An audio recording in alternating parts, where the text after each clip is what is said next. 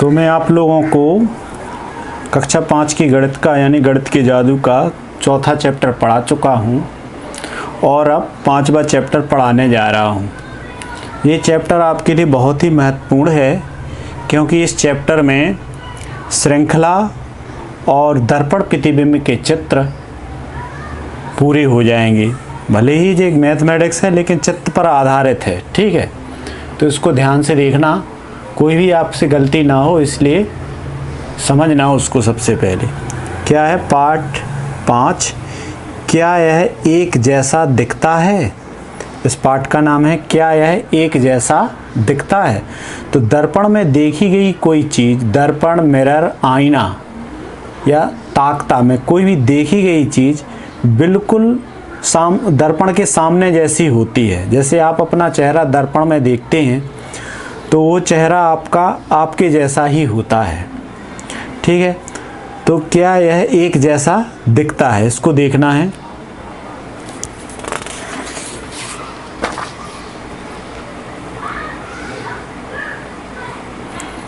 यहाँ पर चलो रंग की एक बूंद से पैटर्न बनाएं।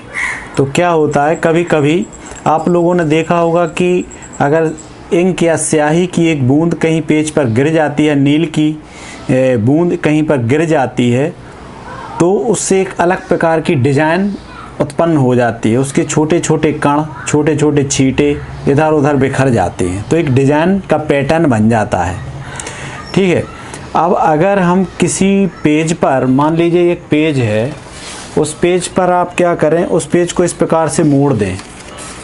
अब मोड़ने के बाद क्या किया, इसके बीच में अगर आप कहीं पर इंक डाल दें और फिर उसको दबा दें तो वो इंक फैलेगी दोनों तरफ, दोनों पेजों पर, इधर वाले पे और इधर वाले पे, दोनों पे आधी आधी वो फैल जाती है। तो एक अलग टाइप का पैटर्न बन जाता है। कक्षा 4 की किताब 5 की पुरानी गणित में आपको बताया था कि अगर आप एक धागे को नील के अंदर डुबोएं और उस धागा को इस कागज़ पर बिछाएं और बिछाने के बाद एक सिरा आप इधर कोने पर ले जाएं और फिर इसको दूसरे पेज से ऐसे उस पेज को दबा लें।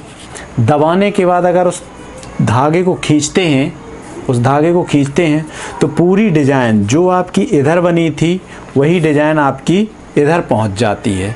तो दोनों पेज एक दूसरे पर ऐसे लगते हैं जैसे दर्पण में इसकी डिज़ाइन इसमें आ गई हो या इसकी डिज़ाइन इसमें आ गई हो।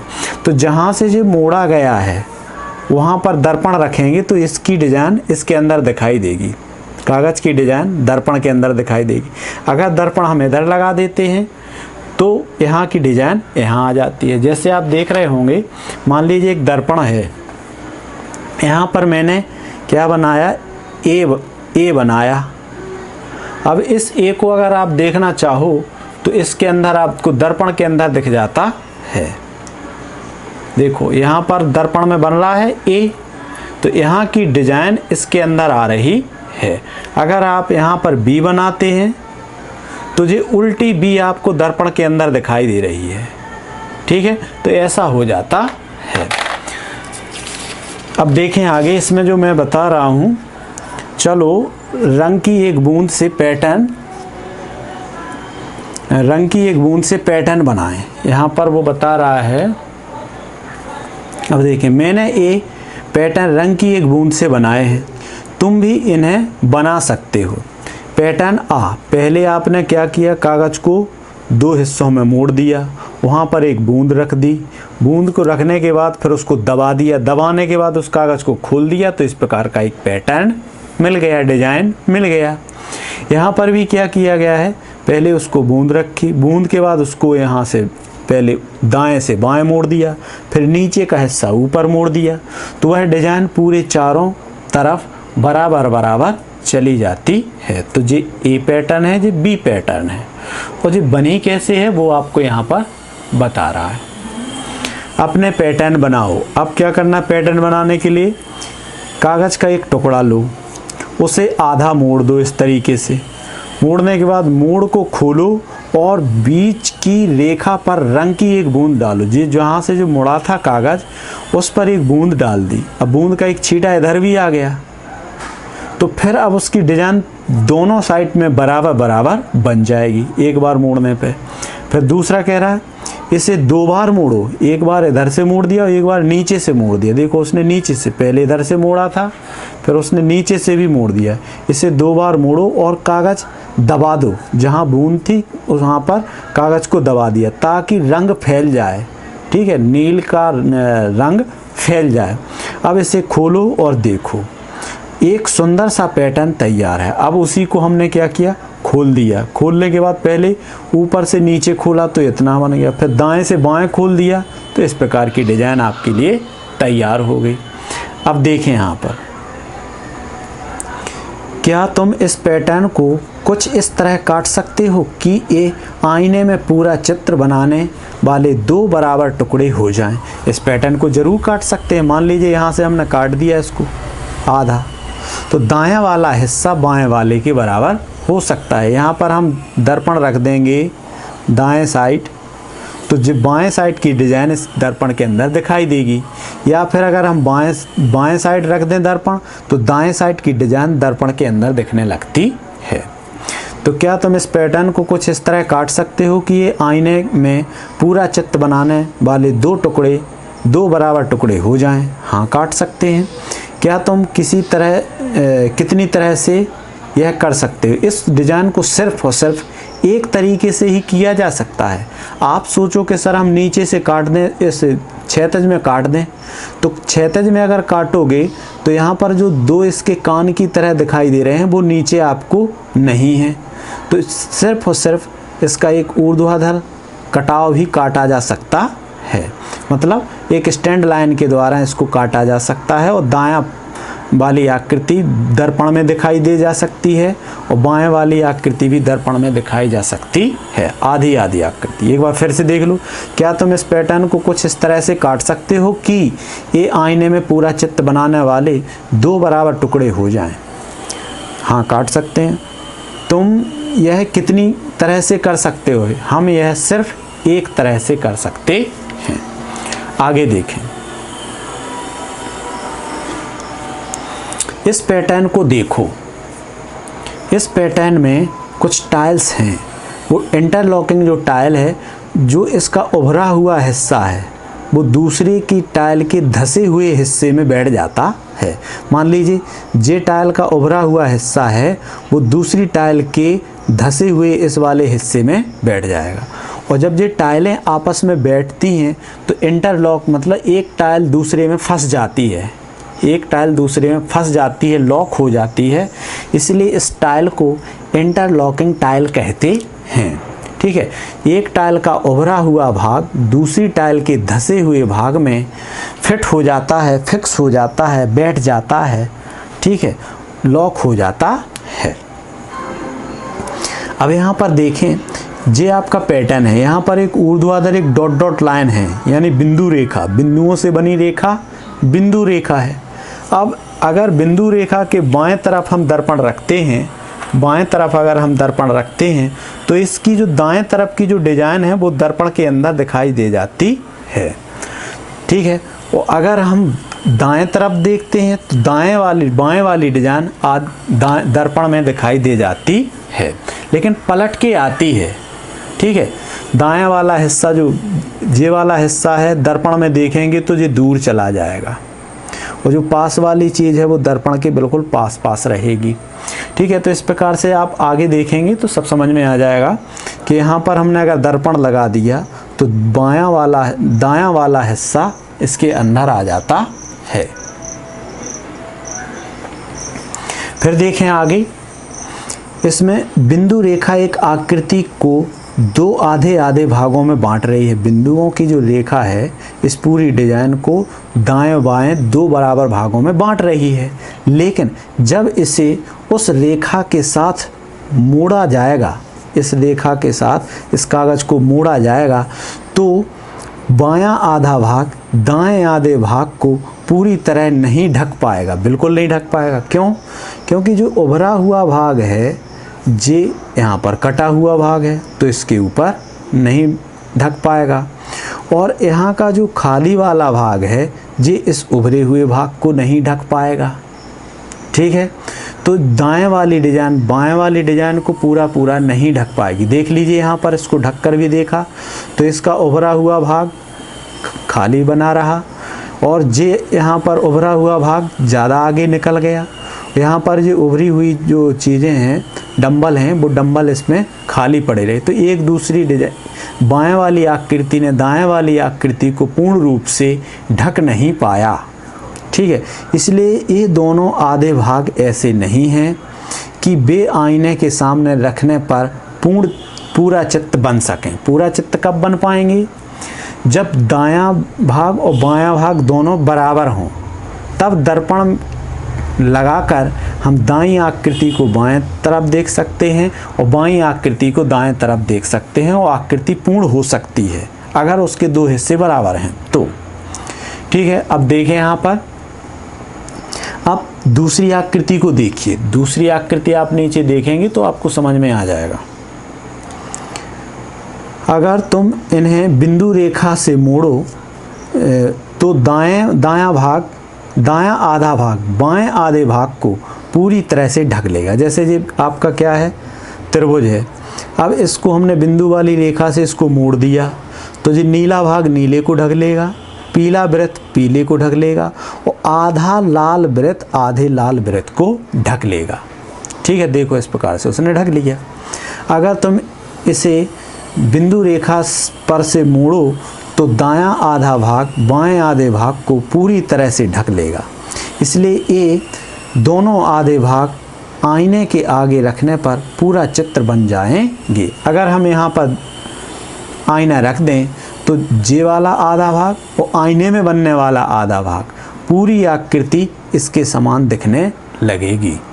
ठीक है, अब इन चित्रों के लिए भी इसी तरह से सोचो कि ऐसी कौन सी डॉट डॉट लाइन खींचें कि वो दायां भाग बायां भाग के बराबर हो, और दर्पण रखने पर बिंदु वाली रेखा पर दर्पण रखने पर हमें पूरी आकृति मिल जाए।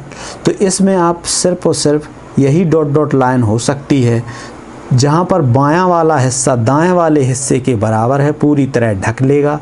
और अगर हम यहाँ पर दर्पण लगाते हैं तो जे वाली आकृति दर्पण में दिख कर के इस आकृति को पूर्ण बना देती है। इस स्टार में भी आप देख सकते हैं, इस स्टार को हमने ऊर्ध्वाधर डॉट डॉट लाइन से खींचा, और यहाँ पर अगर हम दर्पण रख देते हैं दाएं साइड तो बाएं वाली आकृति दर्पण में बनकर इस पूरी जैसी आकृति दिखाई दे सकती है। यानी दर्पण प्रतिबिंब इसमें देख रहे हैं क्या है, कागज की कटिंग में और दर्पण प्रतिबिंब में जो नवोदय में 10 प्रश्न आते हैं वो यहाँ पर हम पढ़ रहे हैं कि दर्पण में वो कैसा दिखेगा। ठीक है, और क्या वह डिजाइन पूरी हो सकती है या नहीं हो सकती। तो इस स्टार को हम दो भाग और भी इसके डॉट डॉट लाइन बना सकते हैं। यहाँ से भी एक डॉट डॉट लाइन बना सकते हैं, तो जे वाला हिस्सा इस पर पहुँचेगा, जे वाला इस पर पहुँचेगा और जे वाला इधर पहुँच जाएगा। और भी यहाँ से भी हम इसको काट सकते हैं, तो जे वाला हिस्सा इस पर आ जाएगा, जे वाला इस पर और आधा वाला इस पर। ठीक है, तो इस प्रकार से हम इस स्टार को 5 भागों में 5 डॉट डॉट लाइन से भी बांट सकते हैं, और उसके आधे हिस्से दूसरे आधे हिस्से के बराबर होते हैं। आगे देखें तो दर्पण प्रतिबिंब का मतलब है कि जो दाएं, अगर हम किसी आकृति पर दर्पण रख दें तो उसका आधा हिस्सा दाएं वाला बाएं वाले के बराबर होना चाहिए, तभी उसको दर्पण प्रतिबिंब कहा जा सकता है। अगली आकृति देखें, इसमें स्टार हैं बहुत सारे। यहाँ पर ये आपका स्टार है, यहाँ पर आपने डॉट डॉट लाइन या बिंदु रेखा खींची, और अगर यहाँ पर आप नीचे दर्पण रख देते हैं तो जे ऊपर वाली आकृति दर्पण के अंदर बन जाएगी और हमें पूरी आकृति बनी हुई दिखेगी। ठीक है, इस प्रकार से तो जे अब बिंदु रेखा से दो भागों में बांटी गई आकृतियों में से कौन सी आकृतियां आईने के आगे रखने पर पूरा चित्र बनाएंगी। समझ में आ गया होगा। एक बार फिर, बिंदु रेखा से 2 भागों में बांटी गई आकृति, यहाँ पर 2 भागों में बांट दी, एक ऊपर की आकृति एक नीचे की। आकृति में से कौन सी आकृतियां आईने के आगे रखने पर पूरा चित्र बना सकती हैं? तो पहली आकृति पूरा चित्र बना सकते। दूसरी, अब आप सोचो कि दूसरी आकृति को बनाएंगे तो नहीं बन पाएगी, क्योंकि इसका जो निचला हिस्सा है अगर हम यहाँ देखेंगे तो ये यहाँ निकल के आएगा, और ये यहाँ पर कमी है तो यहाँ पर ये ऊपर नहीं जा पाएगा। इसीलिए ये इस यहाँ पर अगर हम दर्पण रख रहे हैं तो बायां वाला हिस्सा दाएं वाले के बराबर नहीं हो पाएगा, तो ये नहीं। और तीसरी आकृति को भी आप बड़े गौर से देखेंगे। अगर ये पत्ती है, यहाँ पर अगर हम इस दर्पण रख देते हैं तो ये आधा वाला हिस्सा ये थोड़ा इससे बहुत अलग है। यहाँ पर थोड़ी ज़्यादा गहरा वक्र है, गहरी टेढ़ है, और यहाँ पर थोड़ा सीधा सीधा है। तो यहाँ पर अगर हम इस पर पलटेंगे तो ये दायां वाला हिस्सा बाएं वाले के बराबर नहीं है, पूरी तरह से नहीं ढक रहा है। इसीलिए यह दर्पण रखने पर पूरी पत्ती हमें नहीं मिलेगी, पूरी पत्ती लीफ हमें प्राप्त नहीं होगी। तीसरे के बाद चौथे नंबर को, इस डिजाइन को देखें तो ये बिल्कुल सत्य है, क्योंकि इसका बायां वाला अर्धभाग दाएं वाले अर्धभाग से बराबर है। इसीलिए यहाँ पर अगर हम दर्पण रख देंगे तो ये वाली आकृति दर्पण के अंदर बनकर पूरी आकृति दिखाई दे सकती है। ठीक है, इस प्रकार से प्रश्न। और पाँचवें नंबर में यह एक स्टार है, यहाँ हेक्सागन भी है, तो यहाँ पर एक बिंदु रेखा जो खड़ी है, इसके अगर हम ये दायां भाग बायां भाग के बराबर है। अब यहाँ पर अगर हम दाएं साइड में अगर हम दर्पण को रख देते हैं तो बायां हिस्सा उस दर्पण में दिखाई देगा और वह पूरी बनी हुई आकृति दिखाई दे सकती है। छठवें में तितली के दो दायां हिस्सा बाएं हिस्से के बराबर है। अगर हम यहाँ पर दर्पण रख देते हैं तो यह दर्पण के अंदर आधी और बाहर दोनों को मिलाकर पूरा चित्र बन जाता है।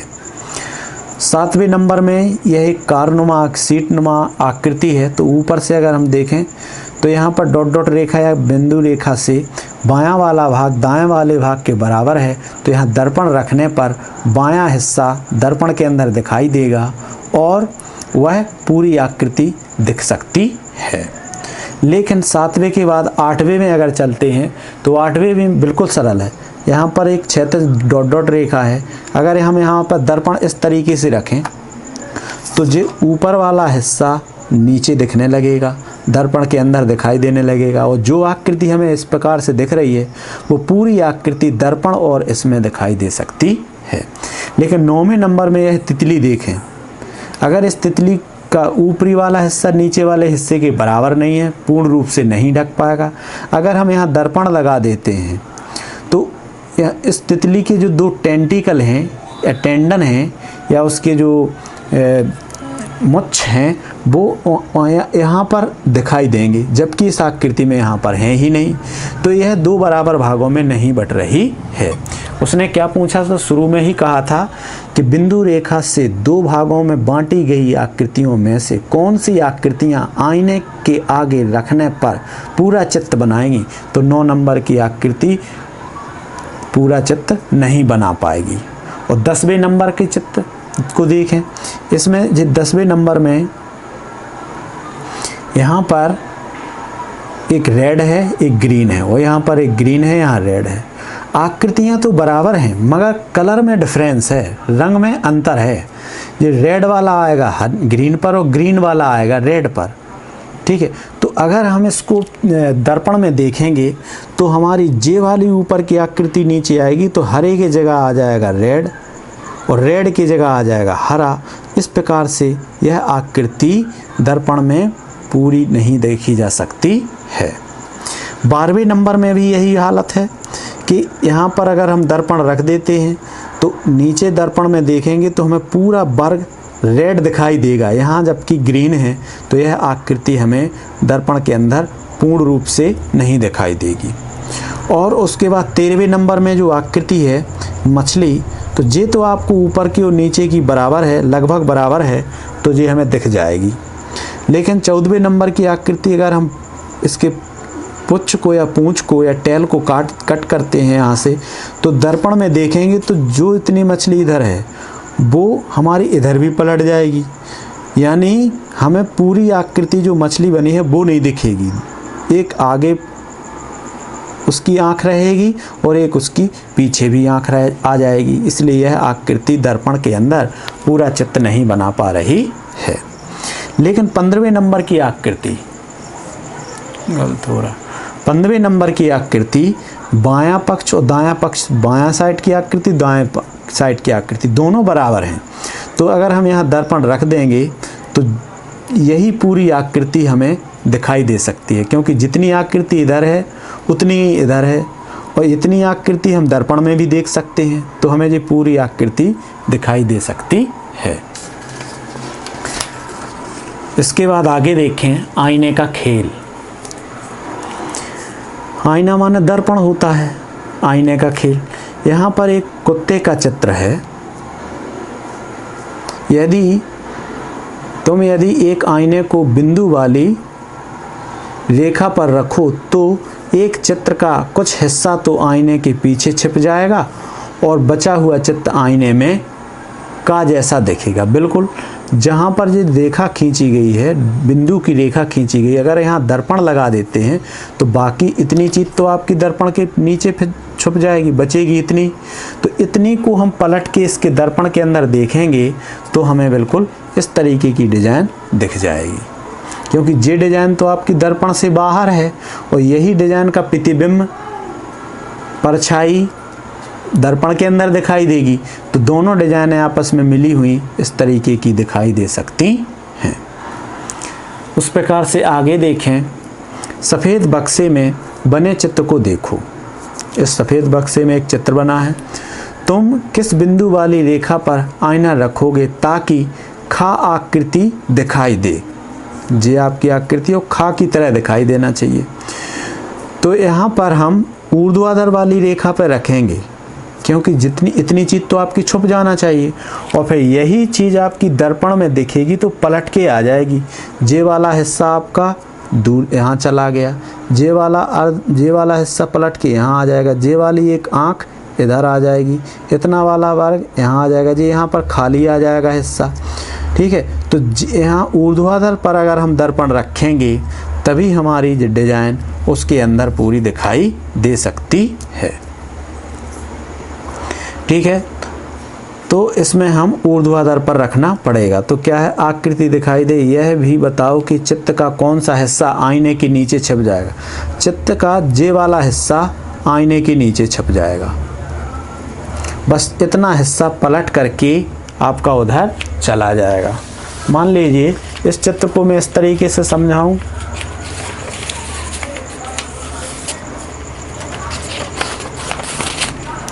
कि जे वाला आपका हिस्सा इतना छिप गया, छिपने के बाद क्या है, जे इतना हिस्सा दर्पण में दिखेगा।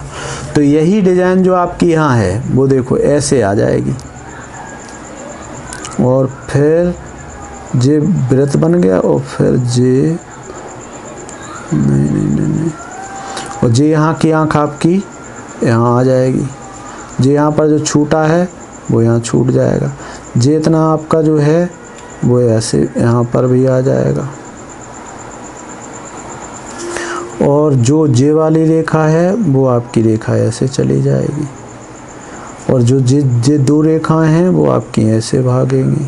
जे यहाँ पर वर्ग है वो आपका ऐसा वर्ग बनेगा, और ये इसके अंदर से जाती हुई ऐसे, इस प्रकार से। तो ये आकृति आपको कहाँ मिल जाएगी, इसके अंदर मिल जाएगी, और ये जो डिज़ाइन है वो आपकी पास में रहेगी और दूर की दूर ऐसे।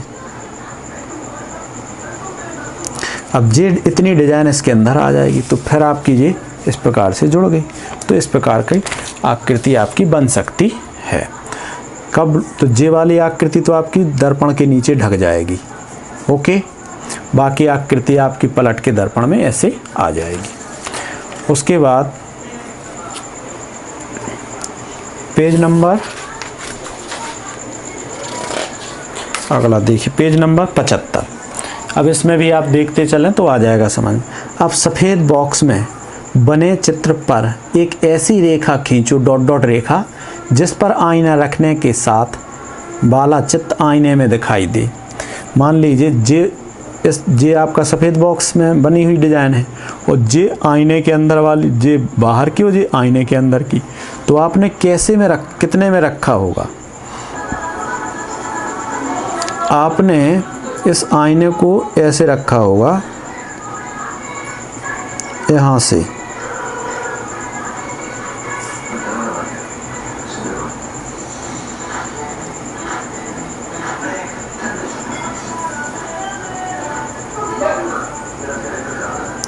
तभी अब इतनी चीज़ आपकी ये छिप जाएगी और जे आपकी पलट के इसमें आ जाएगी। तो देखो इतनी आकृति से जे क्या हो जाएगा, जे वर्ग बन जाएगा, इधर डायमंड बन जाएगा और ये छोटा डायमंड की जगह यहाँ पर छूट जाएगी और ये छोटा डायमंड यहाँ पर भी आ जाएगा। और जे इतनी पूरी जे वाला जो है इस प्रकार की डिज़ाइन जो चतुर्भुज है, जे दो इस टाइप से इतना देखो, जे यहाँ से इतना चतुर्भुज बन गया और जे इसी का पलट के इसमें आ गया और इतनी ये डिज़ाइन दूर चली जाएगी, जे यहाँ आ गई। जे वाली रेखा है बायां त्रियक में है, वो दायां त्रियक में हो जाएगी। जे डिज़ाइन आपकी इसी के अंदर ही रहेगी और जे इतनी जो जे वाला है, जे यहाँ पर एक डायमंड बन जाएगा, तो जे यहाँ डायमंड आ गया। तो ऐसी रेखा आपको खींचनी है। अब सफ़ेद बॉक्स में बने चित्र पर एक ऐसी रेखा खींचो जिससे आईना रखने के साथ वाली चित्र आईने में दिखाई दे। जे वाली आपकी इतनी आईने के अंदर वाली डिज़ाइन है। अब अगली आकृति को देखें ध्यान से। इसमें जे वाली आकृति आपको प्राप्त हुई है, इसका मतलब कहाँ रखा होगा उसने, कैसे रखा होगा? इसको रखने का एक ही तरीका है कि जे काला वाला हिस्सा दो बार आ गया और जे वाला हिस्सा आपका यहाँ का दो बार आ गया, तो भी बना रहा है। कहने का मतलब है सिर्फ और सिर्फ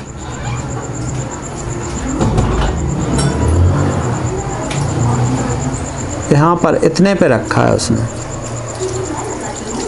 अब इतने पे रखेंगे तो जे वाली आकृति पूरी की पूरी, जे तो इतनी छुप जाएगी, छुपने के बाद जे वाली आकृति आपकी यहाँ पर आ जाएगी पलट के, तो ऐसे बन जाएगी डिज़ाइन। ओके, मैं आशा करता हूँ कि आपको वहाँ समझ में आ गया होगा कि जे यहाँ की डिज़ाइन ऐसे ही पलट कर यहाँ आ जाएगी और जे काली वाली आकृति यहाँ आ जाएगी।